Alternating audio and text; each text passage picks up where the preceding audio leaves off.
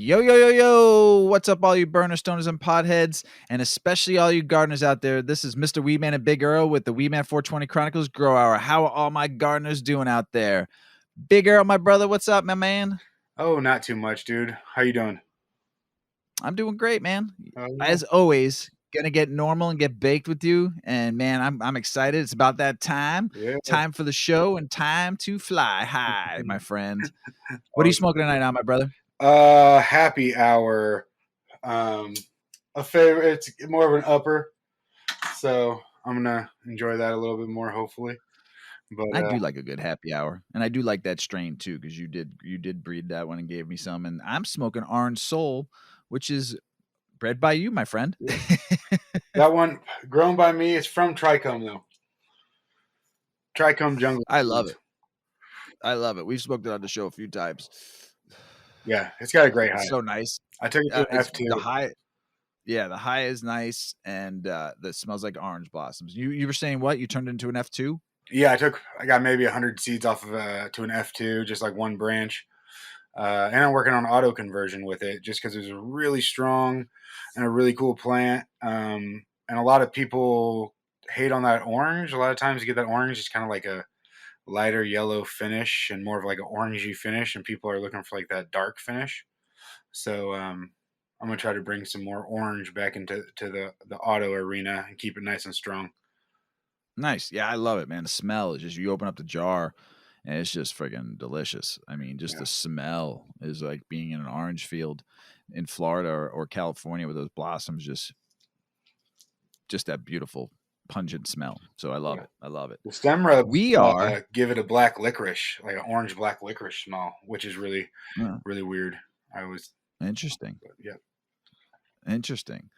What so last night you and I hopped on Discord real quick and we were just shooting the shit and we were talking about humidity and temperature, which is actually what this episode is going to be about. But a funny story is we were talking about humidity and like the range. We were talking about my house and how during the winter time the humidity is so low in this house. It's so dry and it's very hard to keep a solid humidity in my tent. In the winter time.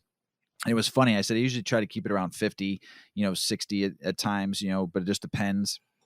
And last night after we got off, I went and checked the tent.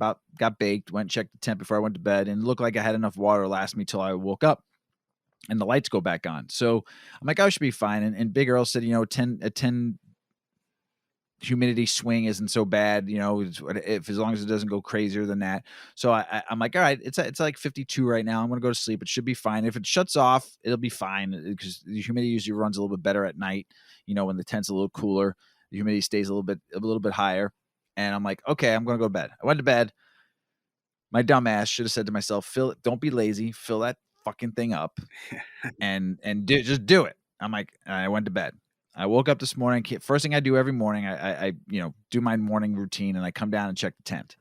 I check the tent. Humidity is at 39. And I'm like, you dummy. You dummy. You talked yourself into it. You talked yourself out of it. You talked yourself into it. You just had this talk with Earl and you did it to yourself. And now you're panic stricken. I'm like, oh my God, what's going to happen to my plant? It's 100% fine. That Eat by Umami has got some strong genes. That plant is looking phenomenal. I cannot wait for it to be fully grown, and I want to see the fantastic buds I'm gonna get from this thing. But I was like, holy shit! So I went in. The tent light wasn't on yet, but I still went in, unzipped it, grabbed the humidity thing out, tried not to get no light in the tent because I didn't want to disturb my baby's sleep. And I filled it up, put it back in, and it went back to 52 pretty fairly, probably within like 30 minutes it was back up to 52, so it was nice. But we just had this conversation last night about humidity, and I was like, you dummy, I cannot wait to tell Earl this story because he's gonna laugh his ass off because we just fucking talked about it, right? We just Yeah. talked about it. Yeah, I mean, and the good thing though, especially for you, is that the one night or even like a few nights where it's going to go a little low, or even if that's the only way you can run it, it's not going to kill anything.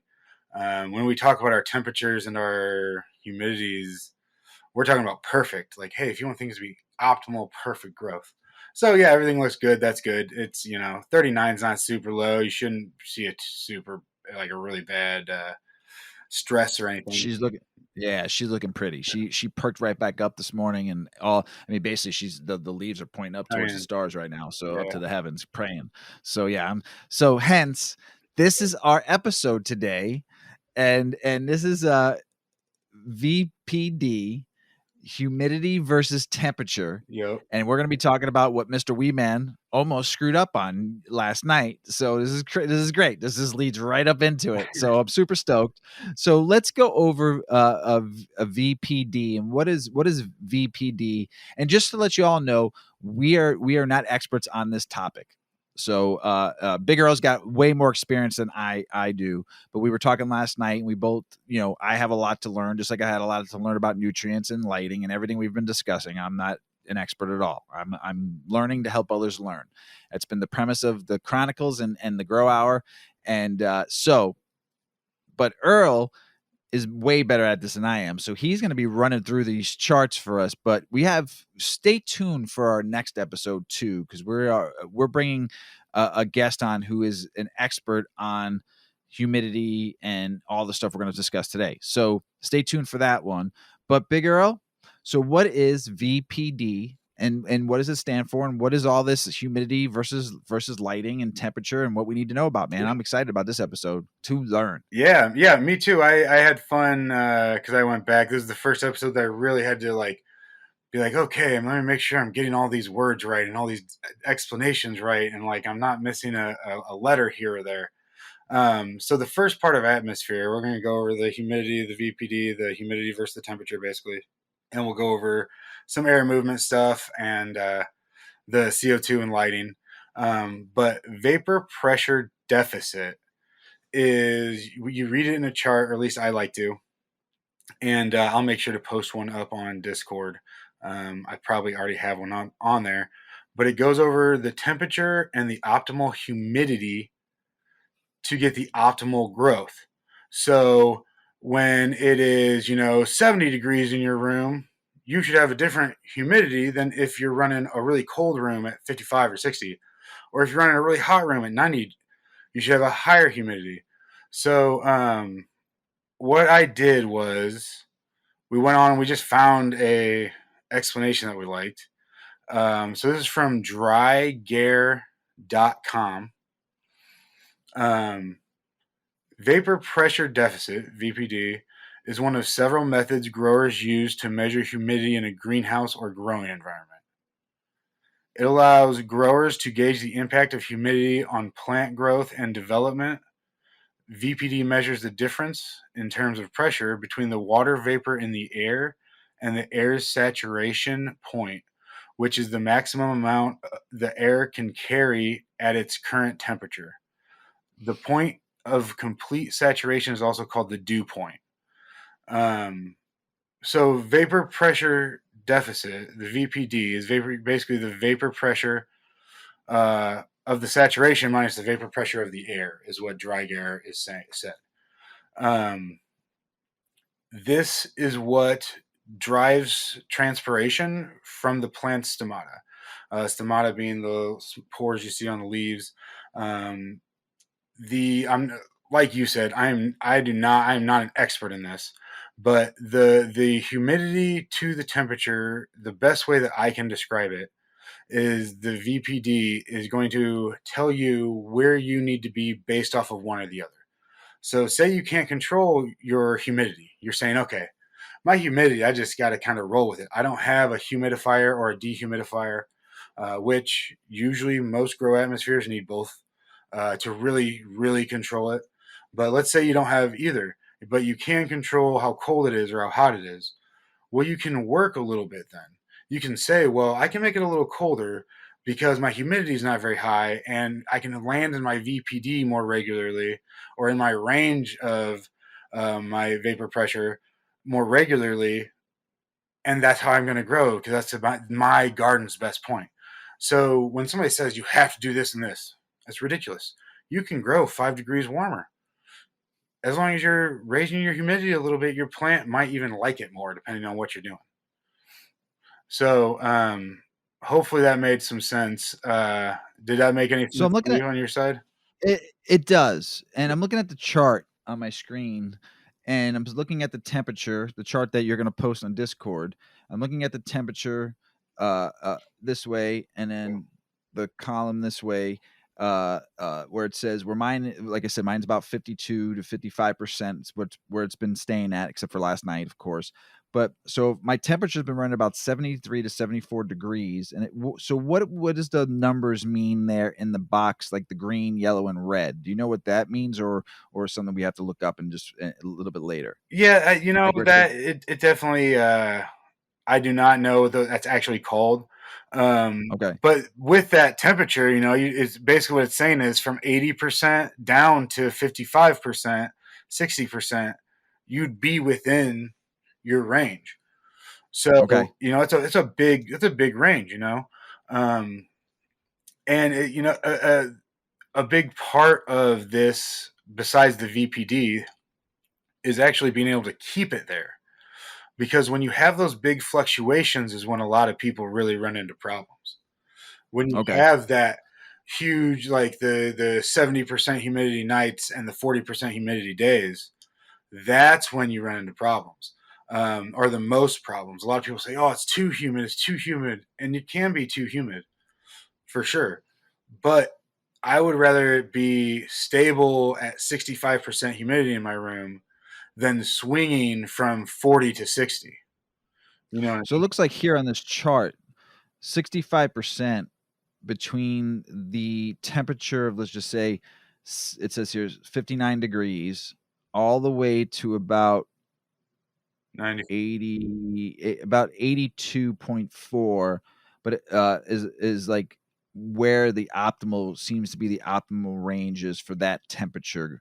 Like it's all green, Yeah, is where I'm seeing like the optimal temperature. Like I said, my tent's been running about 73 to 74 degrees because it is winter time out, and my house is set about 70 degrees all year in the wintertime, 69, 70 degrees. So my tent stays about that 73, 74. I don't have a temperature gauge on my light where I can, turn it up or turn it down. yeah, When I, in the summertime, when my house is 72 degrees, 73 degrees in the summer, my tent seems to run a little bit hotter sure. too. So it seems to go up to like 77, 78 degrees, maybe sometimes even up to 80. If Mrs. Weedman's cold, she sets the thermostat at 75, and I come screaming, going, "My tent's at 90, 82 degrees. What happened?" You put the temperature at 75. So remember that, home growers, if you don't have like a small unit, air conditioned unit in your grow area, if you just use it off your house, like I do, like most people do, I think most small little home growers do, they don't have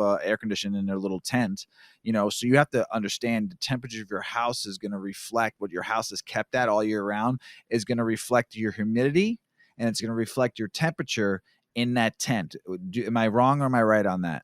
No, it'll definitely influence it, and outside too. So if it's really cold outside and the air can't hold humidity, you're probably going to see that inside your house and in your tent. Or if it's been raining for a week in the spring, you're probably going to see that in your house a little bit and in the tent. But Right. for the most part, yeah, your house can buffer a lot of that a lot of that like swing out, or at least it seems like mine does in my tent. Oh yeah, I noticed that big time.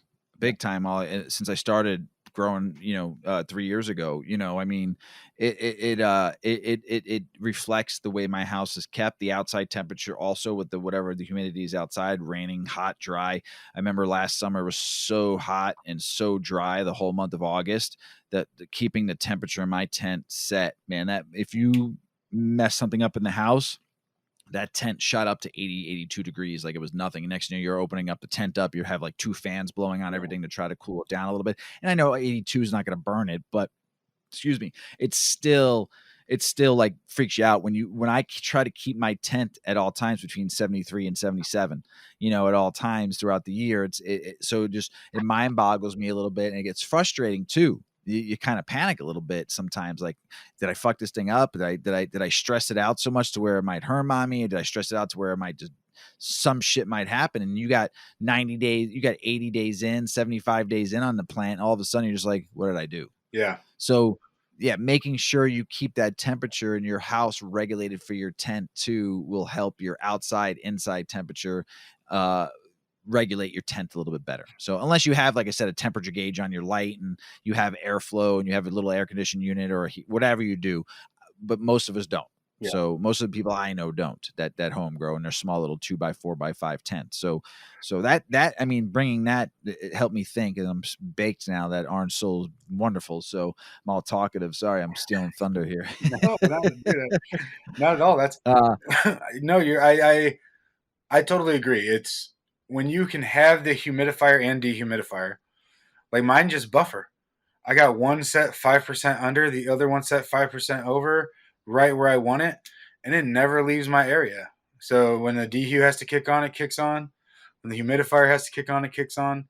And I basically am just cleaning filters and trying not to break something.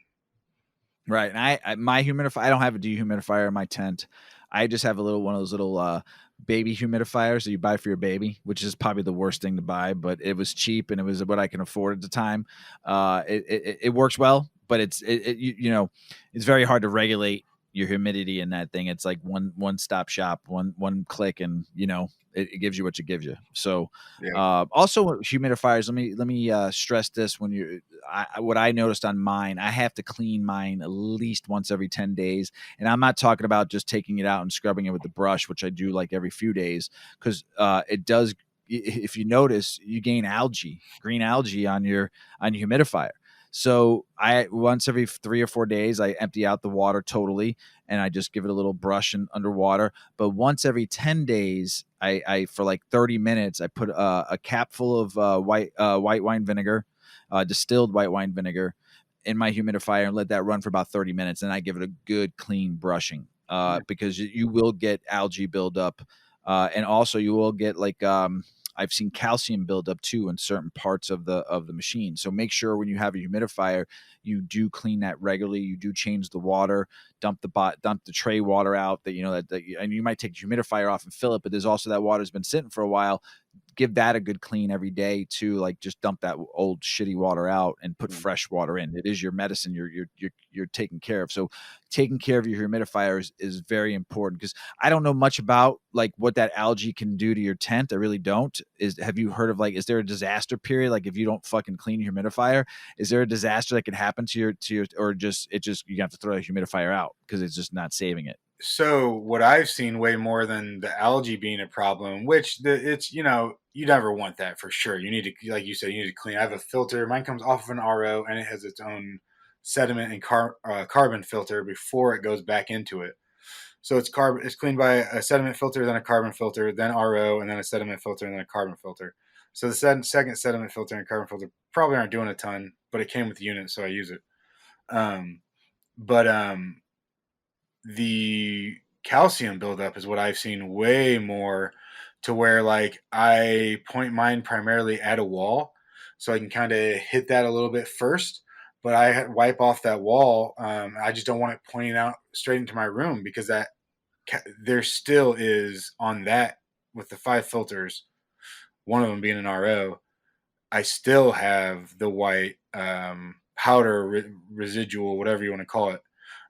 If I'm just pointing it, if I can hit a wall first, it really helps a lot, because So it seems point to at like kind of stick it to it. so if you're in your tent, don't point it towards the plant. Point it towards like the wall of the tent. Is that what you're suggesting? I'm trying to make sense of that because I've never done that before. Now I want to go to my tent right now and do Yeah, no, it. I mean, so there's also the problem when you hit the wall, the condensation, and there's Yep. drops, so there has to be like a nice balance. But try to make it. I want my when I have to humidify, I want it to go everywhere except for my flowers first. There you I'm go. trying to That's get what I that need to off know. on a piece of wood, on my wall, on something, a filter. I have a couple carbon filters in there. I want that to get gobbled up by that before it touches any of my flowers. I Um, kind of like have my fan blowing at it too, so it kind of blows it away from the plant. yeah, Does that that's kind of probably work? Does perfect. that help? Yeah, I think Okay, so. perfect. Good. And that All right, might be I like. ridiculous and might just be like making me feel better, but it's little things like that I take pretty close up pictures of my flowers, and I never don't see a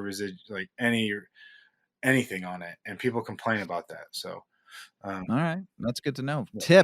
Tip. See, we're learning. Gardeners out there. We're learning. I love it. So now the next, and we were talking about this yesterday too. CO2 versus PPFD. Yeah. You and I talked about CO2 yesterday and in the past too, and I've had some conversations about I've not used CO2 in my tent at all. And we just talked about what you suggested for me yesterday. So what's the CO2 versus PPFD? So CO2 versus PPFD. Well, let's talk about just some of the words that they use in light, right? So PAR, photosynthetic active radiation, is Whoa, wait. Radiation. What are we doing to our plants it's here? Tell me a little bit it's about it's this. basically a wavelength, if I'm remembering it right, and it's measuring a certain wavelength that the plant can actually absorb. It's not what we see. It's what the plant can absorb.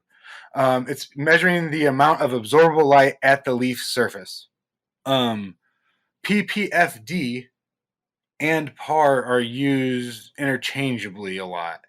I'm sure there are people out there that say it's different, but PPFD, the photosynthetic photon flux density, So it's not the flux capacitor not the that charged up capacitor, Back it's to the the Future. No, density. not the flux capacitor. I wish, you look them up sometimes, you're like, that can't be what that means. But people way smarter than me named it that. So that is the amount of PAR that's actually landing at your leaf. That's what your plant is absorbing. So the PAR or the PPF, the photosynthetic photon flux, not the density, right? That's And not the flux capacitor. not the Remember that, everybody. capacitor It's either. not the flux capacitor. Yep, exactly. It's not gonna get you back to 1985 anytime soon, okay? Where I wish I was. If you go back there, bring some pack prices back. I'll also try to find some skunk for Nick while I'm at Yes, exactly. it. That gets us to the flux capacitor, right? Yeah, Um, just so all you all know, this is gonna be a running joke on Magic Beans for a long time until I find him skunk. That's one of my goals in life is to get life him a goal. skunk. So the PPF is basically how powerful the light is, or the source, and the PPFD is going to be what your plant's absorbing. So when you look at a light and you're saying, I'm interested in buying this light, they're going to say, this is the PPFD at this many inches away at this area under the light. So they have a chart, and the chart will have different colors, like very red for the really high PPFD areas, and getting like more orange and yellow as it starts to fade out. Um, these are measured in micromoles per second. Um, so that's how they measure PAR, and so they say, hey, this many micromoles per second is coming out of the light. This many micromoles per second is getting absorbed by the plant. Exactly. I'm I'm confused. All I'm thinking is right now because I'm so stoned is whack-a-mole. What the fuck is this fucking shit? it's that you really need to know on this one. Again, we're just going over those definitions and some stuff you'll hear. So the CO2 versus the PPFD. How much CO2 do you need in your room compared to the intensity of your light? And this is going to be the intensity of your light at the leaf surface. We're going to talk about in a little bit. One of the reasons that airflow is so important is because it moves the air around, which has your CO2 in it. It moves your air around, which regulates your temperature. And if you don't have good airflow, you can't measure things correctly at your canopy. Your room's going to be so much different than your canopy. So, and we're going to talk about that in a little bit. But so when you're talking about CO2, it says, so on overgrow.com, we went on and just got a little graph. In the vegetative state, you're looking at 400 to 800 parts per million CO2 that your plant's going to really love. For me, that's really all up to they're saying that's what a lot of vegetative plants like in this graph. To me, I mean, it's up to how many umoles per second, right? Like how many micromoles per second, what the PPFD at your leaf is. So the same chart on the bottom is basically Matt, if you're pushing the 11, 1200 umoles per second on your light intensity, they're saying you need at least 1400 parts per million CO2. I think, Tomato, you got tomatoes and cucumbers and peppers on there too. Some yeah. maters need some 1200. They all, well, a lot, most of the plants we like and know, they evolved a long time ago. A long time ago, CO2 was way higher. We're all going through global warming, like, oh no, the CO2 is rising, and the plants are like, yes. Maters are going to be growing big and bigger. Bigger and bigger. Yeah, exactly. So I know people. I flirt, closer to my 2000 on my par at a lot of times, especially like real hard flowers, and I turn it up and down, and it's different for different cultivars. But um, this is where it kind of gets fun because you can say, well, you know what, I kind of want to. So it's going to be a little warmer because my light's going to be closer. I'm going to turn my light up a little bit, which will make it a little warmer. I'm going to increase my humidity because I know it's going to be warmer. And I'm going to increase my CO2 because I know I'm going to be getting way higher par at my plant. And that's when you can really blast out your flowers. You cut every big leaf you can off of there. You make sure every flower starts getting blasted and you're supporting it in the ways that you need. You raise how much you feed. You give it that whole boost together. And that is when, if you're having a problem getting weight and you're saying, man, I should be getting more than this. First off, a good rule of thumb, you're growing indoors, 1 gram per watt on HPS, if you run it double-ended, especially if you run a single-ended, 1 gram per watt is going to be a pretty decent gardener. On LED, we saw that go up to about 1.5 grams per watt. That is mainly because we weren't losing so much absorbability and light to heat on the reflectors.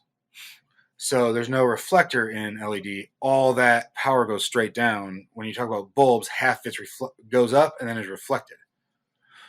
So if you're running LED and you're hitting 1.5 grams per watt on your yield, you're doing a pretty good job. If you're running and this is dried weight, trimmed up, usable, smokable flower. If you're running HPS or any bulb really, 1 gram per watt, you're doing pretty good. Especially if you're not adding CO2. That you're killing it if you're not adding CO2. So that's what I've always shot for, quote unquote. I have been able to get a little higher than 1.5 most of the time. So there is dialing it in there. But it that's the most fun to me. You come in and you I'm looking forward to trying CO2 on this grow. Probably yeah, going to order the bag we talked about mushroom bags. this week. Yeah, the mushroom bag and get that in that tent. And I'm excited to see what CO2 actually does for this grow, and then using it if I like it, use it moving forward. I'm excited. I have not been disappointed in any of the genetics I've gotten from you and people you've recommended. I've gotten good weed. Like I said, I just wanted to grow good weed, and I grow good weed. But to be able to grow weed that's going to get me a little bit more weight, a little more volume, maybe. Sure. I like to get some fucking monsters every once in a while. It'd be kind of Yeah. fun to get a monster every now and then. It's like when you go fishing, you go bass fishing. I love bass fishing, and when you go bass fishing, you get yourself a monster. You get yourself a what we used to call a wookalai. Get that nice 5 to 8 pounder consistently. That's I want to grow a monster. Oh, Just good. one Yeah. monster nug. I'll be happy. What I would do adding that just to see what it does is just bring your light closer. Bring your light Right. closer, tries to raise your humidity a little bit and see what you can do. You probably I can do will that tonight, advance your food if you're growing organics again. You're going to want to feed which I am. heavier and earlier. But other than that, dude, I think you're going to love it. I do at least. Yeah. That's my favorite thing is playing with lights, bro. I love my lights. My lights are so wonky. I don't have a single similar light next to each other. They're all hanging different angles, trying to make one plant happy. Catch every angle Yeah, of literally. yeah. I love it. But one thing in lights that we should talk about lumen, lux, and watts. Listen, this is how people trick you. Lumens don't mean anything absorbable light, anything to a plant. It is bright. If you have a lot of lumens, you can assume that some of that spectrum in there can be absorbed by your plant. If you're growing cactus or something that does not need a super high power, you are probably going to be okay if going off of something that is rated lumens. If it's a grow light claiming lumens, it's probably not a very good grow light. That's all I can say about that. I don't know. And I don't know every grow light out there. All I know is that lumens is the brightness that we see. Lux is a brightness. Also, it's based off of like a candle, how much a candle lights up a square meter or something. It's not even important enough to talk about when you're talking about absorbable light by the plant. And these companies out here will try to trick you with these lights where they will say it's the same as, oh, it's the same as 1,000 watt light. That doesn't mean anything. That means nothing. If it says the same as, look at what the driver's pulling. If the driver's pulling more than 400 or more than 5, I bet the driver's pulling 485 watts. And that's There you just it. go. And they say, oh, it's as bright as this. And I bet that if it's a company that's at least bigger and around, I bet they measured something like lumens. Yeah, if you measure the lumens at that thing at 6 inches away, then yeah, it can be as bright as that 1,000 watter at 2 feet away. Like, they don't tell you anything. So watch out for that. If it's trying to tell you that it's 1,000 watt equivalent means not the same, not 1,000 watts. So don't get taken. I've had people try to resell me lights, and I zoom in on the picture and say, bro, the driver right there says this is only a 400 watt light. Yeah, but it's 1,000 watt equivalent. The 1,000 watt equivalent, what does that mean? And it's the equivalent to 1,000 watts. So 1,000 watts of what? 1,000 watts of what? I don't know. I'm Yeah, asking you. yeah, that's what So it's like don't get taken by those people. They make me upset. But yeah, I don't ever want to see Wes upset. I've known you no, now oh, for a dude, while now, and I've not seen you upset. I don't want to see Wes upset. I don't yeah, want to see Big Earl upset at all. I only get upset when you're not trying to do the right thing in progressing cannabis. That's about it. There you go. I'm not right, or we're not right about everything, but we're effing trying. And if we ever Hell found yeah. out new information, like, very gladly welcome it, accept it. Like, that's what everything's about, all the new information and getting better. So Yeah. to not take that makes me super upset when it's pointed at weed. But Let's talk about airflow yes, let's and please. the importance of airflow. So we brought it up a little bit. Airflow is everything. Airflow can be part of your IPM. You can go into a failing garden and add airflow and have a decent garden in a lot of cases. Airflow under the plants, over the plants, clean canopies so air can get through it. I'm a super huge fan of using like wing fan, like wing, like max fans, wing barrel fans. I don't like that company, but inline wing fans. I'm sorry, because they shoot in a straight line, and it's not a barrel fan. Kind of like shoots out, and I Right. go all around my room. I got 3 of them, and I go all around my room. I have like a little ducting, kind of like catching the breeze and pushing it around the corner a little, like, again, probably stuff that just makes me happy, but works very well. One of those on the ground clears the ground. Like, and if you're in a smaller tent, these are 6-inch inlines. They're huge fans, but just having a fans, you just try to get it everywhere. You don't want anywhere that doesn't have air movement. And what that's going to do is balance your room out. It's going to really let you see your true numbers. You might be sitting there saying, "Man, my room's perfect," but you don't have air movement, and under your canopy, your light is just building heat, and under your canopy, it's 95 degrees, and that heat's zapping out your humidity. So not only is it 95 degrees, you think it's 60% humidity in your room, it's 40% humidity under your canopy, 95 degrees. You say, why is everything turning yellow? All my numbers are perfect. Well, they're not. If you're not moving the hot air out and replacing it, you're not getting true numbers. You're going in blind. So airflow is everything. Um, fans. fantastic. Floor fans, fantastic. Stand fans, inline fans, barrel fans, wing, all the fans. Fans, fan it out, baby. Fan it out. Yes, airflow. Just make sure it's going over. You'll be so, and not only that, your plants will like that. Your plants want that being. That's more CO2 in there. You say, "Oh, my room's really good on CO2." Well, if your canopy is stagnant, your canopy's not good on CO2. If your canopy's not cleaned up and it has pockets of air in there that can't get in or out, that pocket of air, the leaves around that, they're not happy. They're way too moist. They're everything like the airflow, way, way, way underutilized. So happy you used the word moist. Moist. Love it. You want, Love it. Because so many people don't like that word. And I always ask people, I'm like, how do you describe cake then? Can't describe cake as wet. Impossible. Unless it's a tres leches cake. That cake has to be wet, by the way. yeah. But how do you describe it? You can't dry. You say it's dry, that means the cake suck. Or you can be like Paul from Great British Baking Show. It's stodgy. But how do you describe that cake that's perfect? There's no better word than moist. And Moist. my daughter O Dog hates that word. I'm like, well, how do you describe?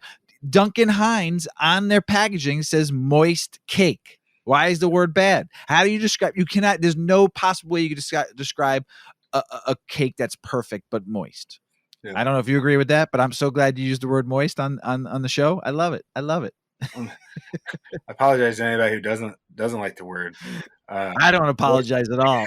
So I am not apologizing for describing a cake being moist. That's the only time you ever hear me use that word, because that's the correct word to use when you're describing cake. And if anybody wants to get out on the show and come on Discord with me and talk to me about moist cake, meet me on Discord. I'll be happy to have a conversation about it. I just got to take the box of Duncan Hines out. That's all I got to say. Moist right here. cake. And these guys Go ahead, brother. Sorry about that. Oh, no. Positive and negative pressure. Yeah, that's another way to control air. If you're especially if you're in a tent, you need air to come in and out of your tent, pull air out. It's naturally going to pull in somewhere. Open up an opposite vent. Take air from the bottom right corner, open up that vent, take it out of the top left corner. You want to take out the warmest air, pull it through the coolest part of the basement or wherever your tent's at. Boom. Well, you're getting a negative pressure not only, so all the air is going to be going out of that fan coming out of your tent. You could put a carbon filter on that and completely knock out your smell, except for when your tent's open. If you stay up on your carbon filter, you don't let it get too moist in your tent. If it gets over 70% humidity in there, it will clump up your carbon filter and it will lose longevity on its life. If you can keep it at 60% and not have spikes, you can probably get a year plus out of that carbon filter. I get a long time out of mine. Yeah, it's when they get high humidities for a long period of time. There's a carbon dust typically in there, and some of them will say, "Oh, well, we have 3 different size." I don't know what the fuck that is. Why that's better to have 3 different size pieces of carbon, but it's basically 3 different sizes of dust. And so when it gets moist, it turns into a little rock, and when it turns into a rock, the air doesn't go through it; it goes around it. So you get a carbon filter with an inline fan, top corner of your tent, open up the vent or however you need to do it at the other corner. That's a very easy way to get airflow over all your plants. You can put a couple, and if you're in a 2x4 especially, maybe a couple little 6-inch fans in there to get the weird corners. I only got one fan in my tent. One fan in my tent right now. I got to buy another one, unfortunately, because one of them broke. But the new fan that I bought, dude, this is like the best fan I've ever had in this tent. This thing like goes like 10 speeds, and it's like a fucking like you're in a hurricane in that That's tent. sweet. It does a really good job. I think maybe 2 might be. Well, I can keep one down, keep it a little low, but that one that's like right now it's in the middle, just because I don't have 2.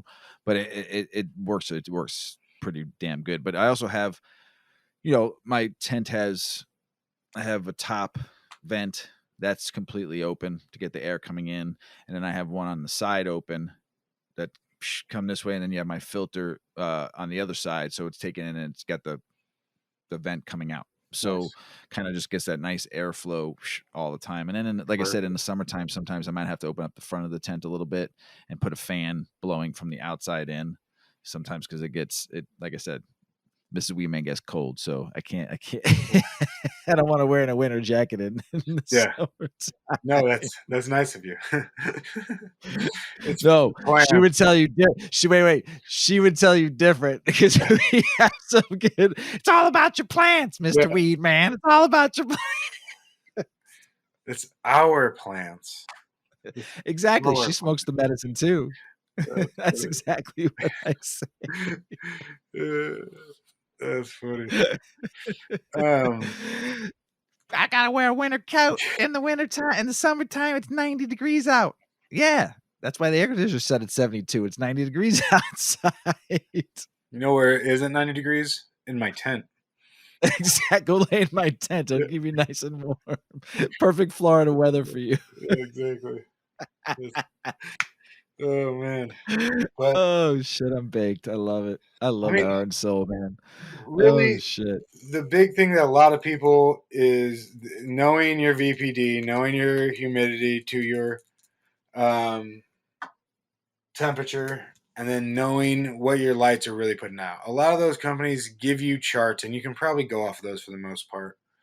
But you know, I got a light meter. It was really inexpensive. I mean, by really, it was a couple like $150, I think it was, and I think there's some cheaper ones out there. Um, there are definitely expensive ones too. Um, I bet. so yeah, there's expensive I everything, but bet. So what about drying in the flower room? What do you need? Like kind of where's the active ingredients, I guess. yeah. So one of the things I really like about my setup is I have two dry tents in my actual flower room. I know that's not 100% ideal. Most people, I think, say you want to dry 60 and 60, 60% humidity, 60% temperature, 60 degrees. That's not what it is in there, you know? That's tough to get down to 60 degrees unless you have like an air conditioning unit in your tent or something like that. That's tough. Well, Like I told you yesterday when we were talking about drying and drying too, my tent's usually around 68 to 71. When I'm usually in that drying phase. That's tough for how would somebody do that to get their tent down to 60 degrees to dry it? it would be hard. How I would do it. So say I'm like, listen, I'm figuring this out. Basement's always nice. It's cooler. It's a tent. So maybe like I don't know if you've seen those 5-gallon ice ACs. Basically, Yeah, I've seen those. something like Yeah. that. But you're gonna be, that the only reason I'd say that is because I have done with my reservoirs. I freeze a gallon of water. I freeze like 5 gallons of water, and I'll throw a couple of them in my reservoir late in flower to make my water much colder. And so doing something like that with the air, maybe, but you probably have to change it every day at least. But that's why I like mine in my flower room because it's a little warmer than it would be ideal, but I can control the environment in there. I have a lot of filters in there. My air is very clean. And the dry tents make it very easy. These dry tents, if you haven't seen them, they're blacked out. Even the vents where air comes in is all blacked out. You have to clean those a lot because they are blacked out, and so I'm assuming very small particle sizes can fit through there. So it gets dust very easily on it. So I do clean those every couple weeks. I vacuum them off really well. Um, but you pull air out of the top, it comes in the vents in the bottom, and it automatically goes over all your plants. Makes it very nice. I Hmm. put two little 6-inch fans, one going up on one corner and one going down on one corner, and that's it. And everything's beautiful. Comes out really, really nice. So if you're looking for, say, you have a little area, or you just want, hey, I don't, how am I going to go about drying this? And you don't want to flip it where you grow it. They make dry tents where you basically can use airflow to not only cover up the scent, so you could have that going to a carbon filter, but to dry your buds perfectly. Nice. Nice. I just dry it in my tent. I only got one, so I just once I'm done trimming it, put it in the tent, 15 days, take it out, chop it Perfect. up, jars. Yeah. Uh, so tools to measure CO2 and temperature and par. Yeah. So CO2, they you might as well buy a regulator because a tool to just measure the CO2 is very expensive. As expensive as a regulator from what I've seen. And if you buy a regulator, at least then, because that's going to plug in and measure your CO2. But then if you want to add a tank, CO2 tank or something to get it up, because so CO2, you can do your mushrooms, you can have a tank. That's really it. Unless you want to bring in a burner, like it's like, man, it's always super cold down here. Oh, let's bring in a CO2 burner. That'd be the only reason I'd see that. Unless you have a large garden, but even then, a burner just adds a lot of heat. So unless you're in a garden made for HPS, I don't know why, and you're running LED. I don't know why you'd ever need a burner anymore. Right. they make machines now that take CO2 out of the air and pump it into your garden. If you want something big enough. I've seen home growers with the CO2 tanks next to their tent, or if they have a little grow room, just pumping that CO2 in the air. It's I just pumping it. I don't keep mine at 50. It does a lot. I don't keep mine. So I base mine off of like longevity, I would say more than almost anything. So I have a hose that goes around the top, a little 1/4 inch hose that goes around the top of my whole garden. It goes down every tray twice. And then I have little ports that I put into there. And I have my tank only turns on during the day. So when it doesn't sense light, it turns off. So at night it doesn't run CO2 because your plants don't need it. But when it does run CO2, I run it very slowly and I run it over the plants. So my CO2 is falling. And even though my air movement, I have a lot of air movement up top, it's still falling. And the hope is that I can have even higher CO2 over my canopy than what I'm reading. But I base my readings off of how long I want to keep a tank for 11 days is what I got it at now. So That's cool. yeah, and that's fast. That's so fast. Like I don't like going to get tanks that fast. Is it expensive to have tanks? So people can take you on that for sure. If you're getting $13 or under, I'm happy with $13. Most places I think are probably 15, $16 for a 20-pound tank. The 50-pound tanks suck. There are 50 pounds of CO2 in there. The tank itself is probably like another 20 or 30 pounds. Those Yeah, things those things are suck. heavy. They suck. Yeah, because I remember those CO2 tanks I used to have to switch out at when I worked in the restaurant bar industry. You have to switch CO2 for your beer lines and your soda lines. The big tall tanks, I don't know, like 5 feet, 5.5, 6 feet, whatever. Yeah.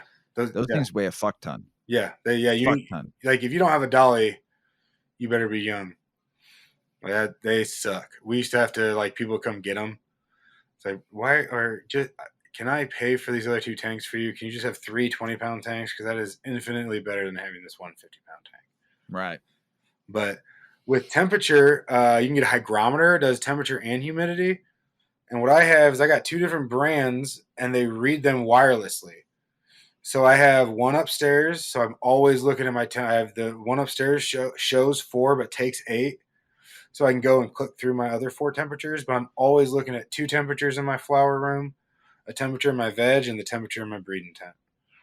And then downstairs I have a different brand, also that same stuff. So downstairs I can read a completely different brand and those. So at all points I can read at least one point in my rooms that matter to me at least. Gotcha. Make it easy, yeah. The hygrometers make it easy. Those are cool. And then they make par meters to read the light. A lot of them will. I have a par meter. I have a cheap one. Yeah, It just does it fine. yeah. You know. They're hard. They're almost like moisture meters for the soil. Like sometimes it's kind of hard to be like, okay, this is 100% accurate. But there's a lot of good ones out there, and it can at least give you a reading. Yeah. The ones that have the 3-in-1, I tried those. The pH doesn't work at all. Never. It's never right. So don't trust that for your pH in your soil. It never works right. It's so what I was always told with the soil pH probes is that you have to take a reading in like every foot, like all over the place. Like if you're in a little 1 gallon pot, you want to take 4 readings because over here might be way different than over there. And that's Right. why I was always told to do a runoff and try to get an ample amount of runoff from the pot, and then measure that because it's a conglomeration of your pot. Right. Yeah, you could tell. I mean, it's the light meter on that works fine. The water meter on it works fine. I mean, there's nothing better than your finger though, but it works fine. But you do, like you said, you do have to put it in different areas to make it read differently. So but the pH that I've ever noticed never ever was Well, accurate at all, I wonder how at it all. So I measures never that. trusted that. I wonder how. I don't know. It just I thought it was working. I think I got it in my first grow, and I'm like, oh, my pH is great. No, Ugh, it wrong. wasn't great. Towards the end there, I got bud. I got good smokable weed, but it wasn't. The plant did not look. The buds looked good, but it was taking all the nutrients from the leaves. It looked like a rotten banana. The leaves look like one of my plants. The leaves look like a rotten banana. They were yellow with brown spots on it. So Yeah, I was having some issues and didn't yeah. really realize. I'm like, oh, my buds look fucking delicious. But what the fuck is going on with my leaves over here? Mrs. Weedman's like, that plant don't look right. I'm like, no shit. It don't look right. Because I'm Maybe keeping because you got the the house temperature too at warm. 75 in the house. Mrs. Weedman's gonna hate this episode. I busted her chops. She's not here to defend herself. She might burst through the back wall like the fucking Kool-Aid man going, hey. Turn the freaking heat up. I feel your pain, dude. It's a struggle all the way through. I like the house in the wintertime. I can keep the house at 68, 69 all year in the wintertime. I think it's perfect. Wear a hoodie, you're good to go. Summertime, I get a little, I don't like it, freezing in the house because it's stale air. I can't stand stale. That's why I hate the heat. It's stale air. I want to breathe fresh air all the time, and I rather have the windows open. But once it reaches 90 degrees and it's 80 degrees in your house, you got to put It's rough. you can't breathe. Can't sleep. So I can't stand stale air. If it was 72 degrees all year round, I'd be the happiest mofo in the world because it's just like that's like the ideal weather for me. I can live in 72-degree weather. That's why I keep on walking the dog, and it's freezing out right now. It's like whatever the temperature is, it's cold. I got to put a jacket on. I can't just go outside with a hoodie. And I keep on telling Yuki, I'm like, can't wait till May. Can't wait to that first week of May because it's going to hit about 70 and I'd be perfect just walking outside with bare feet and shorts and a t-shirt to take you for a walk, Yeah. just cannot wait. So Open the windows. we're talking about temperature. We're talking about perfect temperature. We might as well talk about what we like in general. Yeah. Outside the garden preferences. Yeah. 100%. I mean, there's nothing better than 70s. I mean, now I grew up in Florida and I was used to like 90 degrees all the time. Your body gets used to that. When I moved up here, and I've been here in Illinois now for 23 years, my body is used to that nice low humidity. You get that nice good 60s and 70s. You just walk outside with a hoodie and shorts on. It's like the perfect atmosphere for my body now. Yeah. My body has gotten used to that weather. Let me tell you something. If people don't believe your blood and your body and your skin changes from temperature for living in a certain area to a certain area for a long time, you're fooling yourself, because I went from living in New York and then moved to Florida when I was very young and hated the weather the first year there because I was so used to living in New York. And then all of a sudden I lived in Florida for, 13, 14 years. 90, 80, 90 degree weather. I lived for that because that's what my body wanted. When it got to like the 60s, I was wearing a jacket. It was cold to somebody like me that now your blood and your skin and your body gets used to that temperature. Then I moved up here and it was a fucking shock. That first winter here in Chicago, it was 98, 99. Dude, we had a blizzard. I hadn't seen snow like that. I mean, we had like 5 feet of snow. It was my first time here and it was freezing. I'm like, this sucks. What did I do to myself? Right? Blood all thin. I couldn't go in the water either here in Illinois for the longest time. My body, if that water was under, because in Florida, the water in the summertime is like 85 degrees, just like bath water. You just jump right in. Wintertime, it gets 75. So it's still 70 degrees. It's still great. Here, the first time I jumped in a lake, I just jumped right in thinking, oh, I'll be fine. Summertime. I look like a cartoon character frozen out of the water, stiff. I was like, what the hell is this? I didn't go in the water. It took me like hours to get used to going in the water. It was brutal. And Yeah. now I could just jump right in. But it's true. So just know your body is like your tent. Temperature and humidity, your body adjusts to it. So does your plants, and so does your tent. See, that's a good example. I'm fucking baked, man. That orange soul makes me a little bit smarter than I think I am. Yeah. But that's a good scenario of it all, like how Yeah. your body, think of your body, how it gets used to temperature and humidity. Think of your tent that way, how your tent needs to react, and your plant and your baby needs to react to the temperature and humidity and atmosphere and air pressure and CO2. Think about it. Yeah. It's a living thing. All these things are guides too. You might have a plant that is straight off the equator that's running 16 weeks or something crazy that wants it hot, and it doesn't necessarily want it very humid. This is just a guide to like the average plant. Yeah, yeah, And so, 100%. really Yeah. watching your garden is the ultimate. This And is knowing the genetics you're getting, and knowing the strain you're getting, and researching that strain a little bit. I'm terrible at researching the strain. I just take whatever it says on the wherever I get it from, you know what I'm saying? yeah, Or what you when I get stuff from you, you know what to do. But yeah, I should be better at it. If you're gonna buy a genetics or a breed, you should look up the lineage and like where it kind of came from, and I can you know tell if you a there's little a bit. history of those different, yeah, and where it, you know, just to get the optimum atmosphere for that plant. Like you said, I have not grown a 16-week plant. I don't, hopefully I never have to, unless it's just outside and I let it go. But to have to flower for 16 weeks, man, whew, that's a Yes, long time. I had the original Death Star that I got from a good friend, and I was told that you have to run it 16 weeks, and that true Death Star lovers, and so I did. And I, towards the end, I can say it almost got like more decrepit on the flavor. Like it was very different, but I could see the appreciation for it, but it wasn't something that I'm glad I did it. I would not want to. These Death Star plants were monsters, though, dude. Both just two plants on a 4x8, and it was the whole every bit of it. These things were giant. It Um, It's probably fun if you have a tent that you can do that in, or a room. You could be like, you know, this is just my 16-week room. I'm gonna do it. You know, this is my yeah, 16-week tent. For somebody like myself, like going, ugh, come on, 16 weeks. I want to turn and burn. You know, I don't want to, unless I don't have enough weed and I don't care. But still, it's just a long time to yeah, like it is. grow for a home grow. You know, but it's probably fun, like you said, those crazy, you know, buds you were growing from that in the plant itself. So it's probably interesting to do at least once, to try it out, Yes, you know, just to see how it goes, and see how, if you, some people might enjoy it, like, oh, I love it, man. I got this plant for 16 weeks. I don't need the weed. I just enjoy looking at this plant and how the flowers have developed in 16 weeks. So yeah, it's kind of yeah, cool. So I mean, I guess yeah, one time maybe in my time, or if I have a nice outdoor grow and I could just throw them out there and let them just do their thing. yeah. You know, that'd be kind of fun too. Watch those monsters, baby, go 12 feet tall, and hell yeah. Keep going. Yeah, that's what. If Yeah. you'd have to be in a lower climate, maybe. I wonder. I don't think they'd be able to finish where we are. Because they wouldn't be finishing until like December. Yeah, that's true. Unless you, yeah, because the way Illinois, you know, I mean, it's March and we got 3 inches of snow today, 2 inches of snow today. So I mean, Dang. couldn't even put them outside. You know, start. I mean, what you could do though, might be fun, because I think Magic Bean said this too. Start it inside, get through your veg period, and then put it. You know, wait like 2 weeks before you're gonna turn it into flower. Just put it outside and let it do its thing. You know, start it that way.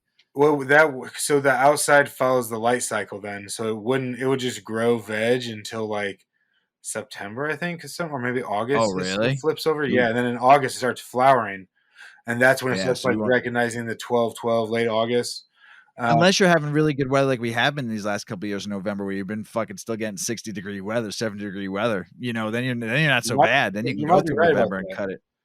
You know, you never know. I mean, this cold's gonna stay here probably through most of April. So I mean, our Yeah, winters don't say that. our seasons are kind of changing a little bit. So you might be able to do it if you start that thing in your tent in March, get it all the way out, and then or whatever you want to do, start it in April, you know, and get it Yeah, out there like what? Get it out there like early August, right? And then let it do its thing, and hopefully by November you're good to go. yeah, or Yeah, you just pull it when you can. But yeah, that would be yeah, nice to not have to waste or like put your room dedicated to that for so long. But that right. and everybody should try a land race. I think landrace opened your eyes to some work that's been done on these genetics. My Didn't goodness. didn't Magic Bean say he had some landrace beans? I think he did. Yeah, I think he did. I've been working with a Lebanese landrace and for a little bit, and the first ones I grew, it was stems and leaves. Smelled like straight most pineapple plant I ever smelled, and so one of them was the most pineapple plant I've ever smelled. One of them was straight pink flowers, but legit they didn't grow flowers. They just grew little like fucking calyx, like single. It looked like it was just trying to get like knocked. Like it never got past like actually sexing. Like it was just sexing.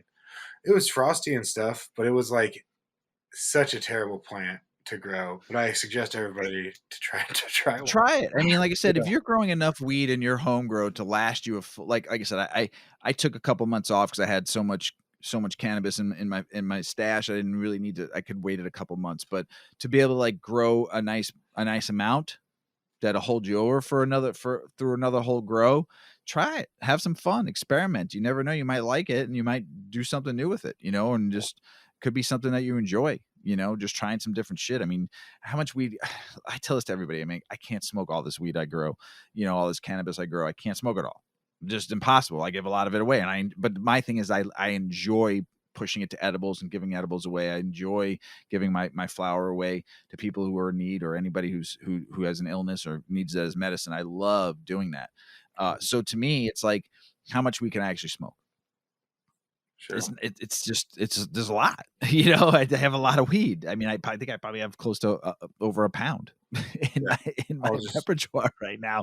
So I'm only growing one plant this time, not two, because I just feel like it's wasteful, and, but it would be fun to grow this one and try a landrace or try something fun just to see, because I'll have enough weed to last me, a couple more months. So it's just, for all those home growers out there that have a bountiful amount of weed, to have some fun and experiment growing some shit, in your tent and see where it goes. So that's where the new shit's fun too. If you're gonna grow a landrace out, maybe breed with it or something. See what it can make, because that's where you get the new flavors from and the new profiles, and it's not from messing with all the same cookie hybrids.